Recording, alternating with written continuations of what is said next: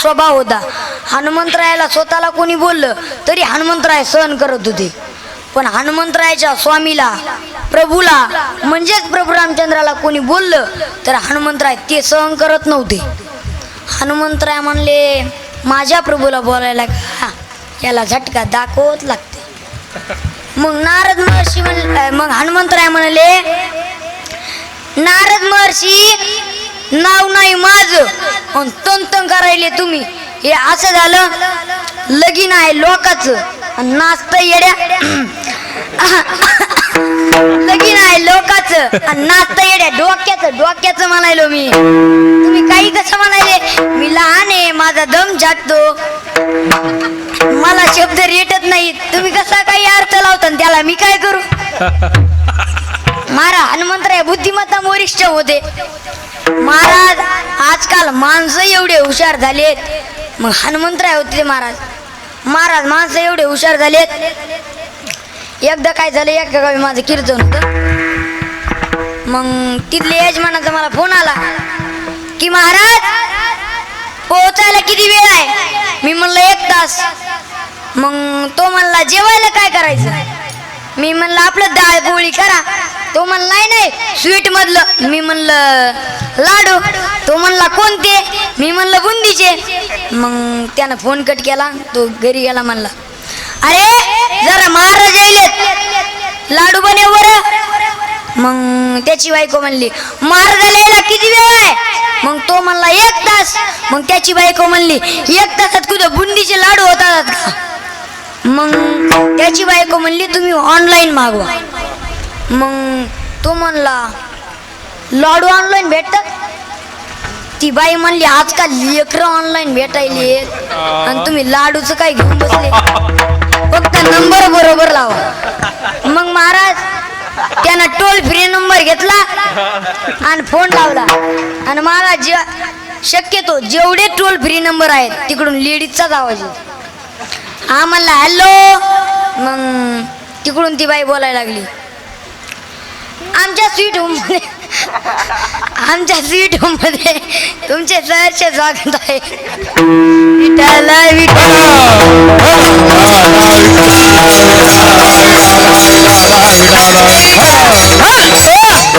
ती बाई बोलायला लागली आमच्या स्वीट होम मध्ये तुमचे सहर्ष स्वागत आहे. कृपया मराठी करता 1 दाबा, हिंदी करता 2 दाबा आणि इंग्लिश करता 3 दाबा. महाराज या गडी मराठवाड्यातला होता. मराठवाड्यातला म्हणल्यावर काय महाराज कधी मग ज्ञानेश्वरी वाचायचा आणि त्यानं मोजक्याच ओळ्या पाठ केल्या. तो म्हणला नाही माझ्या मराठाची बोल कौतुके. तो म्हणला नाही मराठी. त्यानं 1चं बटन दाबलं. पुन्हा ती बाई बोलायला लागली तुम्हाला स्वीट मध्ये काही खरेदी करायचं असेल तर 1चं बटन दाबा. खट्टा मिठ्ठा पाहिजे असेल 2चं बटन दाबा. नमकीन पाहिजे असेल 3चं बटन दाबा. महाराजाला स्वीट मधलं पाहिजे होते त्यानं डबल 1चं बटन दाबा. पुन्हा ती बाई बोलायला लागली स्वीट मध्ये लाडू खरेदी करायचे असेल 1चं बटन दाबा. पेढ्या खरेदी करायच्या असेल तर 2चं बटन दाबा. मिठाई खरेदी करायची असेल तर 3चं बटन दाबा. महाराज लाडूच पाहिजे होते त्यानं पुन्हा 1चं बटन दाबा. पुन्हा ती बाई बोलायला लागली बुंदीचे लाडू खरेदी करण्याकरता 1चं बटन दाबा. खव्याचे लाडू खरेदी करण्याकरता 2चं बटन दाबा. रव्याचे लाडू खरेदी करण्याकरता 3चं बटन दाबा. महाराजाला बुंदीचे लाडू पाहिजे होते त्यानं पुन्हा 1चं बटन दाबा. पुन्हा ती बाई बोलायला लागली 1 किलो करता 1चं बटन दाबा. 10 किलो करता 2चं बटन दाबा. 3 क्विंटल करता 3चं बटन दाबा. 1 क्विंटल करता 3चं बटन दाबा. महाराज आगडी बटन दाबू वयत लागलेला होता. त्यानं कटकन दिशी 3चं बटन दाबलं 1 क्विंटलचं. महाराज त्यानं फोनच कट केला. 5 मिनिटांनी परत त्या बाईचाच फोन आला. पुन्हा ती बाई बोलायला लागली आमच्या स्वीट होम मध्ये तुमचे सहर्ष स्वागत आहे. आम्ही ज्या वेळेस पासून हे स्वीट होम खोललं त्यावेळेस पासून हे एवढं ठोक गिराईक तुम्हीच आहात. हे लाडू कोणत्या पत्त्यावर पत्त्यावर पाठवायचे आहेत तो पत्ता आम्हाला पाठवा. आम्हाला तुमचा सत्कार करायचा आहे. महाराज तो मराठवाड्यातला होता, असा तो गडी हुशार होता. तो म्हणला कृपया आमच्या वडिलाला 3 मुलं आहेत. लहान्याला बोलण्याकरता 1चं बटन दाबा, मधव्याला बोलण्याकरता 2चं बटन दाबा आणि मोठ्याला बोलण्याकरता 3चं बटन दाबा. महाराज त्या बाईनं फोन कट केला, ते पुन्हा परत लावला नाही. असे हुशार झालेत माणसं महाराज. असे एकदा काय झालं, असे 2 म्हातारे असे हुशार होते महाराज. ते मंडप दिसला की जेवाय बसायचे, मंडप दिसला की जेवाय बसायचे. एका म्हातारीला विचारलं कुंकडले, नवरदेवाकडले. आणि एका म्हातारीला विचारलं कुंकडले, नवरीकडले. महाराज एकदा काय झालं, शिवाजी महाराज सारख्यानं विचारलं. असेच मंडप होता आणि जेवायला होतं मंडपात. आणि ते जेवायला बसले. त्याला माहित नव्हतं धोंड्याचा महिना चालू आहे, लग्न सराई संपली, हा धोंड्याचा महिना चालू आहे. मग शिवाजी महाराज सारख्यानं त्याला विचारलं, त्या एक जणाला विचारलं, त्या दोघातल्या म्हाताऱ्याला कुंकडले. पहिलं म्हणते नवरदेवाकडले. दुसऱ्याला विचारलं कुंकडले, नवरीकडले. ते म्हणला. मग शिवाजी महाराज म्हणले जेवण होऊ द्या. जेवण झाली, अशी एक वाली पोकारी घेतली, असे हाणले. अरे कायचं नवरदेव नवरी, कार्यक्रम धोंडे जेवणच आहे. असे हाणले महाराज. असं महाराज एवढे माणसं हुशार झालेत. मग हनुमंतराय होते. हनुमंतराय म्हणाले नारद महर्षी प्रभू कोणची यादी आणली. 1 नंबरची यादी, 2 नंबरची यादी आहे. 1 नंबरची यादी तर माझ्या प्रभूजवळच आहे. महाराज हे ऐकतात नारद महर्षी झटकाच बसला. नारद महर्षी डोक्याला मुंग्या चालल्या. नारद महर्षी म्हणाले की ह्याला मी माकड समजित होतो, हे माकड नाही, हे चांगलाच पराक्रमी बाबा दिसलाय. मग महाराज मग नारद महर्षी तन तन तन तन करीतच प्रभू रामचंद्राकडे आले. प्रभू रामचंद्र म्हणले आलो बोय. मग प्रभू रामचंद्र म्हणले काय झालं. नारद महर्षी म्हणले प्रभू काय झालं काय. अहो मी रात्रंदिवस नामस्मरण करतो, नारायण नारायण नारायण नारायण, तुम्ही माझ्यासोबत भेदभाव ठेवता. रामचंद्र म्हणाले मनात म्हणले तुम्ही रात्रंदिवस नामस्मरण करता, पण लोकांच्या लाव्या तेवढ्याच करताना जिथं गेलं तिथं काढी टाक, इथं काढी टाक, तिथं काढी टाक. जिथं गेलं तिथं कळाव्याची काम नारद महर्षीकडे. मग प्रभू रामचंद्र मनात म्हणले तुम्ही या कुचा निंद्या सोडून द्या ना, मारा आपल्या भजन करत बी तसे असते. असा एक माणूस होता. महाराज आता माळ फिरवायचा आता आणि जप करायचा रामकृष्ण हरी. महाराज असा वाट्यावर बसायचा आणि जप चालू त्याचा रामकृष्ण रामकृष्ण रामकृष्ण रामकृष्ण. तिकडून गावातला माणूस येते. मग हे म्हणते जय हरी, हे म्हणते जय हरी. मग हे म्हणते तुझ्या पोराला पाहुणे बघा येणार होते ना म्हणा. याचा जप चालू रामकृष्ण रामकृष्ण. त्याला वाटलं संत आहे नामधारक आहे, त्याला खरं सांगाव. मग तो म्हणला हो दादा उद्या येणार. मग हा म्हणला बर बर. महाराज दुसऱ्या दिवशी सकाळी 9 वाजतात जिथून गावात गाडीची एंट्री होती त्या मेन पॉइंटवरच जाऊन बसला. पुन्हा असा बसला, पाहुण्याची गाडी आली की पाहुण्याला दिसायचं बघा. अंगात पांढरी शिबीत कपडे बागळ्यावानी, हातात माळ, गळ्यातली माळ त्याने शर्टाच्या वरून टाकली आणि त्याचा जप चालू रामकृष्ण रामकृष्ण. तिकडून पाहुण्याची गाडी आली. महाराज पाहुण्याला लांबून दिसलं. नामधारक आहे, संत आहे, हातात माळे, गंधाला कपाळाला गंधे. मग त्याला वाटलं चांगलं असं. मग महाराज गंधाव आपण कधीच जाऊ अजिबात कधीच जाऊ नये. कारण महाराज आपण एखादा मस्त असा माणूस असा ते मस्त गंध लावा. मग आपण त्याच्या मंडळीला म्हणावं काय तुमचं नशीब आहे की तुमचे पती किती मस्त गंध लावतात, सुंदर गंध लावतात. त्यावेळेस ती माऊली म्हणती महाराज तुम्ही त्यांच्या गंधावर जाऊच नका. ते कीर्तनला गेली की रोज नवीन चपलाचा जोड आणतात. महाराज तुम्ही त्यांच्या गंधावर जाता का? अहो महाराज त्यांनी शेजाऱ्याच्या संडासमध्ये जाऊन फोटो काढून सरकारचे 12,000 आणले आणि तुम्ही त्यांच्या गंधावर जाता का? तुम्ही त्यांच्या गंधावर जाता म्हणून आपण कधी गंधावर गेलं नाही पाहिजे महाराज. त्या पाहुण्याला वाटलं गंध गिंदे चांगला असून पाहुणे त्याच्या जवळ गाडी आली. मग पाहुणे ड्रायव्हरला म्हणले थांबे थांबे. मग हे म्हणले जे हरी. मग तो म्हणला जे हरी. मग हे म्हणते या फलण्याचं घर कुठे हो? मग हा म्हणला कुणाचं? ते पाहुणे म्हणले ते पाहुण्यानं आडनाव सांगितलं या फलण्याचं. मग हा म्हणला हा कशाला? मग ते म्हणले आमची मुलगी त्यांच्या मुलाला द्यायची आम्ही पाहुणे बघायला आलो. मग हा म्हणला त्यांच्या मुलाला का? अहो त्यांच्या मुलाला घुरं येतंय ना त्यांनी सांगितलंय तुम्हाला. महाराज पाहुण्यांची गाडी वळवली ते गेले तर पुन्हा परत आले नाही.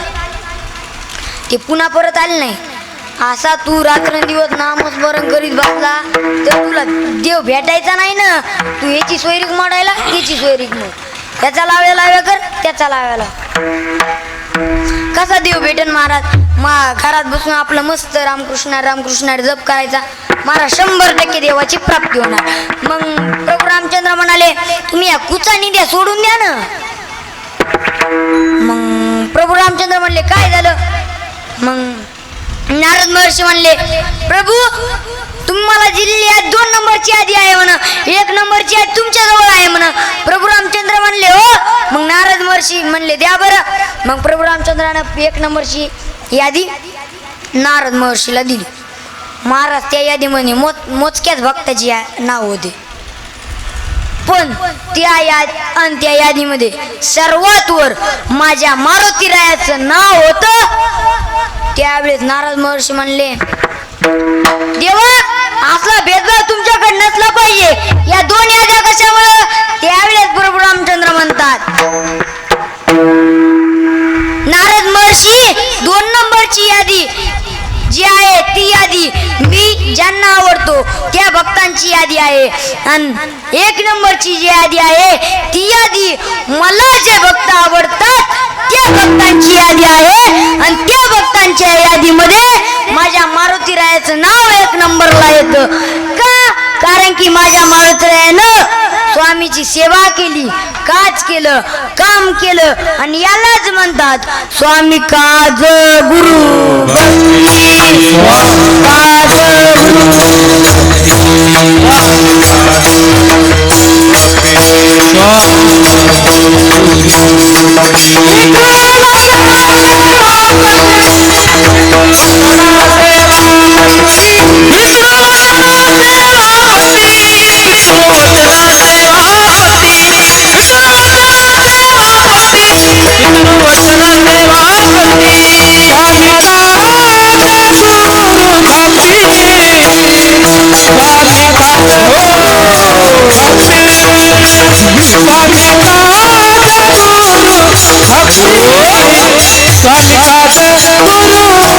स्वामी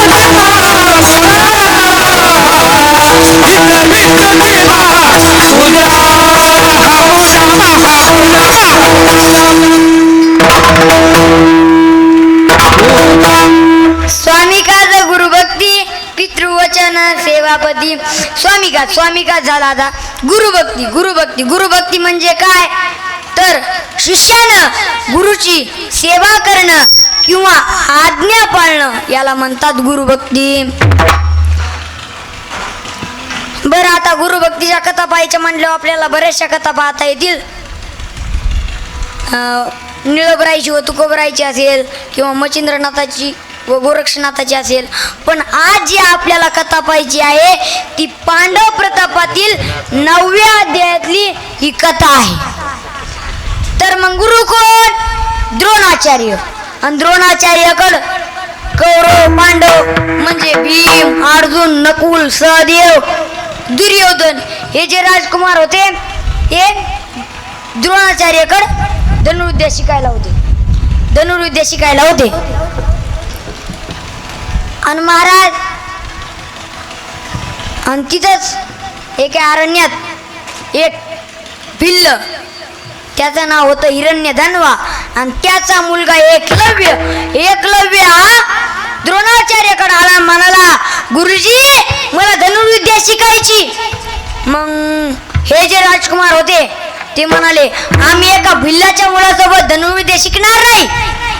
एक तर तुम्ही आम्हाला शिकवा नाही तर त्याला शिकवा. मग द्रोणाचार्याने नाईलाजानं एकलव्याला परत पाठवले. पण महाराज तो एकलव्य इतका जिद्दी होता की त्यानं त्या क्षणी द्रोणाचार्यांनाच गुरु मानले व तो एका अरण्यात आला व त्यानं सरोवरच्या काठावर सुंदर अशी झोपडी बांधली, बांबू झोपडी बांधली आणि सुंदर अशी द्रोणाचार्याची मातीची मूर्ती बनवली. आणि तो रोज त्या मातीच्या मूर्तीचं पूजन करून धनुर्विद्येचा अभ्यास केल्याने त्याने अर्जुनापेक्षा जास्त प्रावीण्य मिळवले. व महाराज एक गोष्ट लक्षात ठेवा, श्रद्धा भक्ती भाव एकाग्रता व अभ्यास हीच खरी यशाची गुरुकिल्ली आहे. एकदा काय झालं, एकलव्य शिकार करण्याकरता एका घोर अरण्यात गेला आणि द्रोणाचार्य ही त्याच अरण्यात शिष्य परिवारासह शिकारीसाठी गेले. महाराज त्यांच्या समोर प्रशिक्षित केलेले कुत्रे भुंकत होते. त्यांच्या भुंकण्यामुळे आजूबाजूला जे प्राणी असायचे ते उठायचे आणि पळायचे. मग हे राजकुमार त्यांची शिकार करायचे आणि तिकडून एकलव्य शिकार करून परत येत होता. महाराज त्या एकलव्याला पाहून एक कुंत्रा असा भुंकत होता. महाराज एकलव्यानं काय केलं, असा एक बाण धरला आणि मंत्राचा उच्चार करून कुत्र्याच्या मुखात सोडला. महाराज त्या कुत्र्याला जखम तर झाली नाही पण त्या कुत्र्याचं भुंकणं बंद झालं. तो कुत्रा तसाच वापस फिरला. आणि मग हे जे राजकुमार होते ते एकमेकांना विचारू लागले हे कोणत्या वीराचे कौशल्य आहे. मग त्यांना समोर एकलव्य दिसला. त्यावेळेस अर्जुन म्हणाला तू कुत्र्याच्या मुखात बाण मारलास. त्यावेळेस एकलव्य म्हणाला हो. त्यावेळेस अर्जुन म्हणाला तुझे गुरु कोण. त्यावेळेस एकलव्य म्हणाला माझे गुरु द्रोणाचार्य. महाराज हे ऐकून अर्जुना धक्काच बसला. अर्जुन त्वरेने द्रोणाचार्याकडे आला. म्हणाला गुरुजी तुम्ही माझ्यापेक्षा जास्त एका भिल्लाच्या मुलाला माझ्यापेक्षा जास्त धनुर्विद्या दिली. त्यावेळेस द्रोणाचार्य म्हणाले नाही. मग अर्जुनाने घडलेला वृत्तांत द्रोणाचार्यांना सांगितला. महाराज द्रोणाचार्यांना हे ऐकून आश्चर्य वाटले. द्रोणाचार्याने त्याचा शिष्य परिवार एकलव्याचा शोध घेत घेत घेत घेत घेत एकलव्याच्या झोपडीपाशी आले. महाराज एकलव्याच्या झोपडीपाशी आले म्हटल्यावर त्या द्रोणाचार्यांना स्वतःची मूर्ती दिसली. म्हणजे द्रोणाचार्यांची मूर्ती दिसली आणि हे ऐकून द्रोणाचार्य हे पाहून द्रोणाचार्य खुश झाले. विठ्ठल विठ्ठल.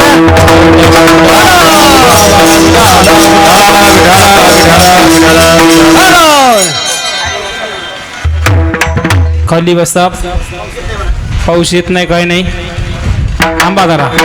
पहिल्या मंडळी उठू नका कोणी. सांगा बोला.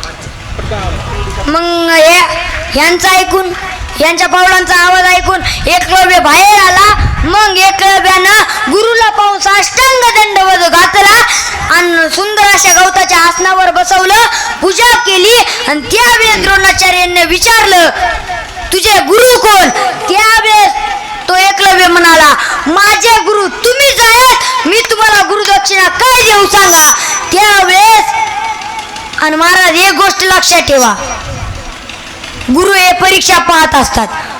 मग गुरुजी म्हणले असं काही त्याच्याकडून मागायचं, त्याला धनुर्विद्येचा अभ्यास करता आला नाही पाहिजे, बाण मारता आला नाही पाहिजे. मग गुरु म्हणाले की मला गुरुदक्षिणा म्हणून तुझ्या उजव्या हाताचा अंगठा दे. महाराज त्या एकलव्यानं धनुर्विद्या द्रोणाचार्याकडून नव्हती शिकली, फक्त गुरु मानलं होतं.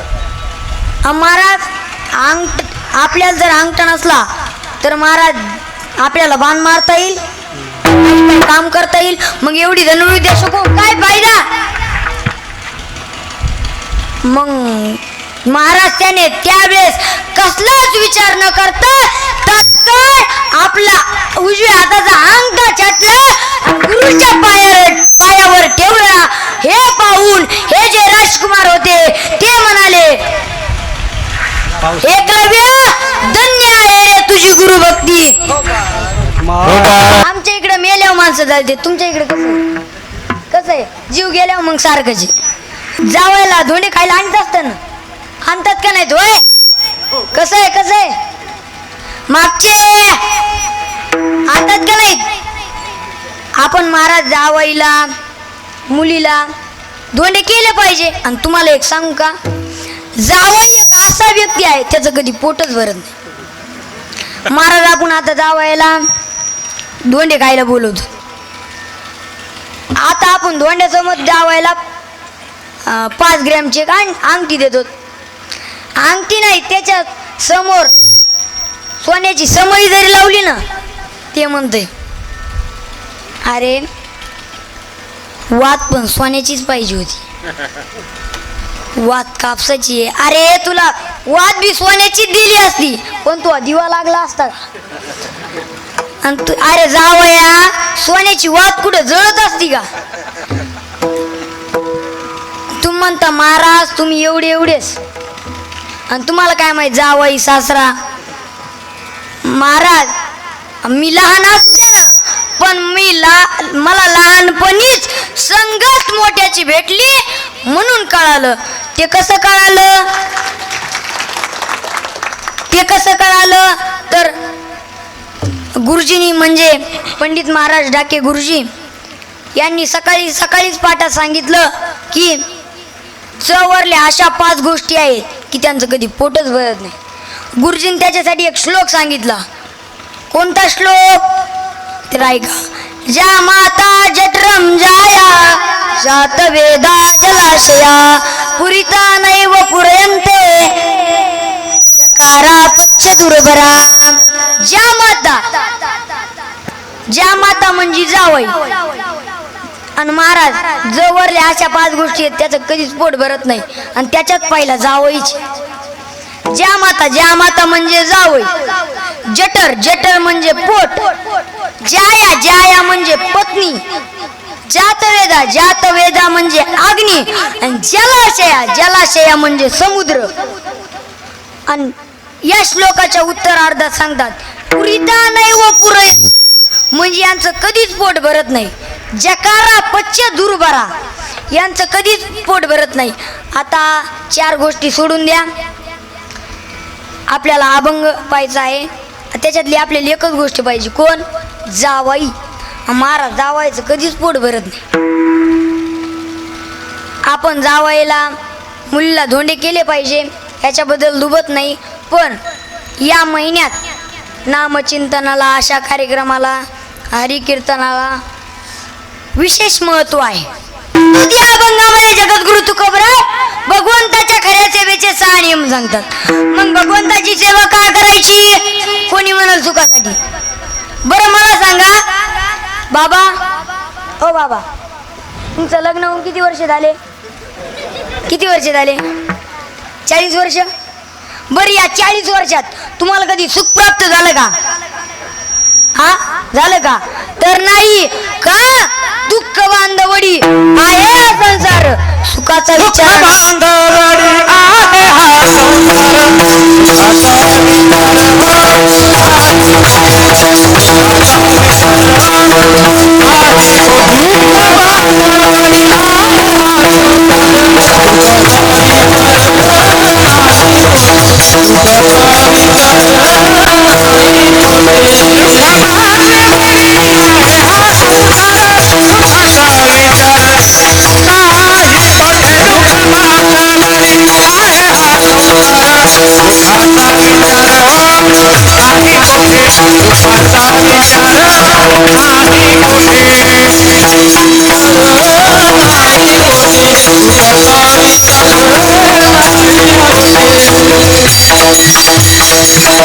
किंवा संसार दुःखमुळं चौकडे इंगळ, विश्रांती नाही कोठे, रात्रंदिवस तळमळ.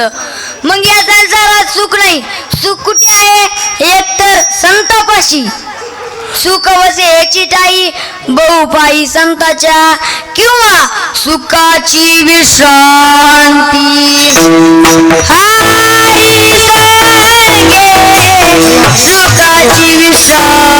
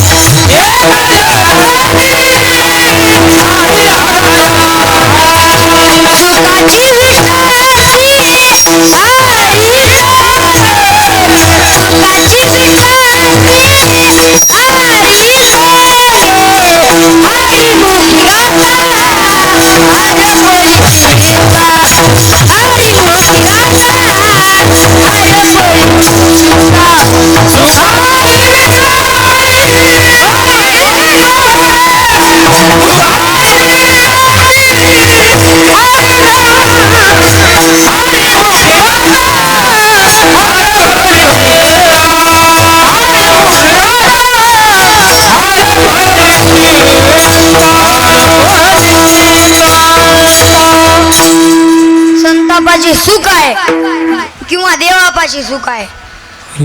मग तो देव आपलासा करायचा. कसा करायचा? आपुला तो एक देव करून यावा, ते नेहमी न जीवा सुख नव्हे. तो देव आपलासा करायचा. पण कसा करायचा? महाराज म्हणतात तुम्ही यज्ञ करा. यज्ञ करणं शक्य आहे का? होय, कसं आहे? यज्ञ करणं शक्य आहे? शक्य आहे का नाही? शक्य आहे का नाही? नाही, यज्ञ करणं शक्य नाही. महाराज म्हणतात तुम्ही तप करा. महाराज माणूस कीर्तनात 2 तास नीट बसू शकत नाही. तप करणं शक्य आहे का? तप करणं शक्य नाही. महाराज म्हणतात तुम्ही ध्यान करा. आताच्या काळात ध्यान करणं शक्य आहे? तर नाही. मग समाज म्हणू लागला महाराज तुम्ही आम्हाला 3 नियम सांगितले, त्याच्यापैकी आम्ही एकही करू शकत नाहीत, आम्हाला साधा सोपा नियम सांगा. मग महाराज म्हणतात नाम संकीर्तन साधन पै सोपे, जळतील पापे जन्मांतरीची. एक जण मला म्हणला महाराज आम्हाला नामस्मरणही जमत नाही. मी म्हणलं काय कर माहिती का महाराज? तो माणूस जरी मधला होता. तो मी म्हणलं काय कर, आपल्या गावाजवळ कॅनल आहे, हा कॅनल आहे, सकाळी लवकर उठ, सकाळी लवकर उठ, आणि तेव्हा कोणी उठलेलं नाही पाहिजे, अशा टायमात उठ आणि कॅनल पशी जाय, उडी आण. आणि तो म्हणला महाराज मी मरण ना. अरे जगून तरी करतो काय जाग्या. अरे इकडं आता झोंडे जीवने कीर्तने यायचंय कीर्तनला, इकडे कीर्तन नाही, एकादशी एकादश धरीत नाहीत, उपवास धरीत नाहीत, आणि महिन्याला रेशन सुटलं का सरपंच रेशन. हाय रे कोपने, अरे जगून तरी करतो काय. मग समाज म्हणू लागला आम्हाला 4ही नियम जमत नाहीत. मग महाराज म्हणले तुम्ही काय करा ते महाराज अभंगाच्या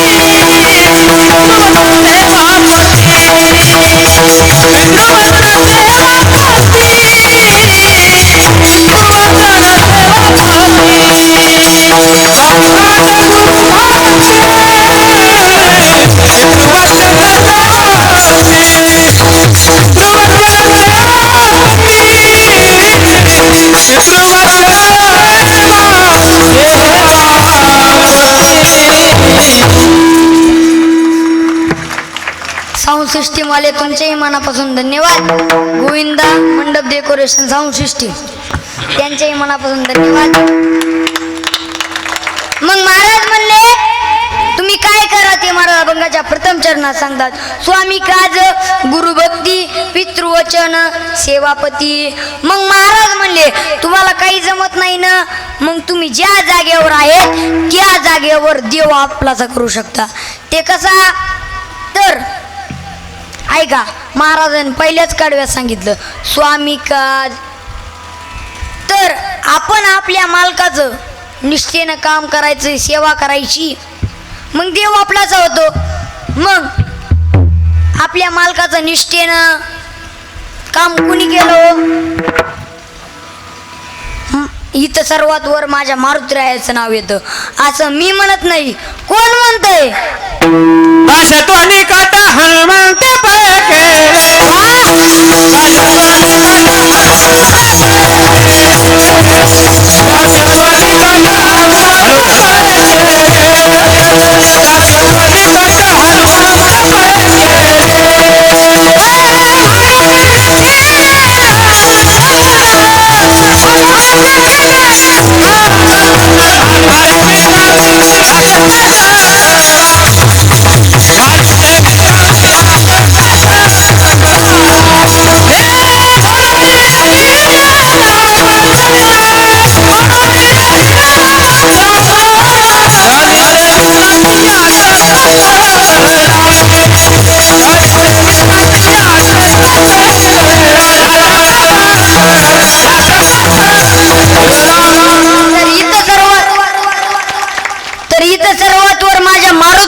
नाव येत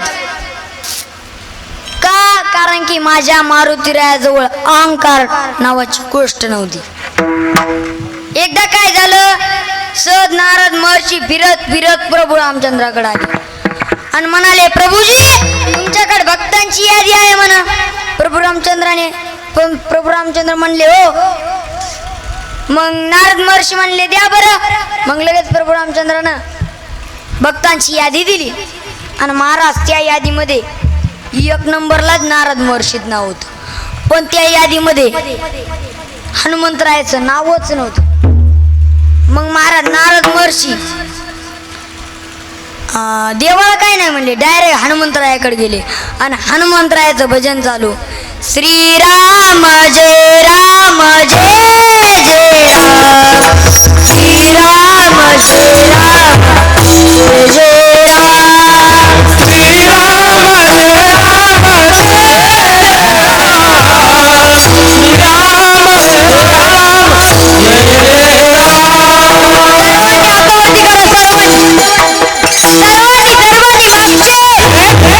सर्वांनी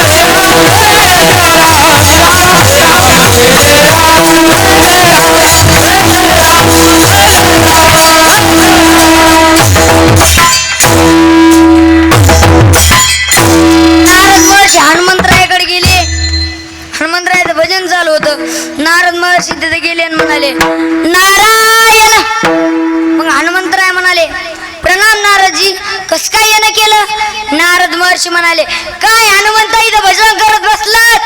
मी प्रभू रामचंद्राकडे गेलतो आणि मी प्रभू रामचंद्राकडून भक्तांची यादी आणली. हनुमंतराय म्हणले, काय झालं मग नारद महर्षी म्हणले, काय झालं काय? अहो हनुमंतराय, तुम्हाला काही कळतच नाही.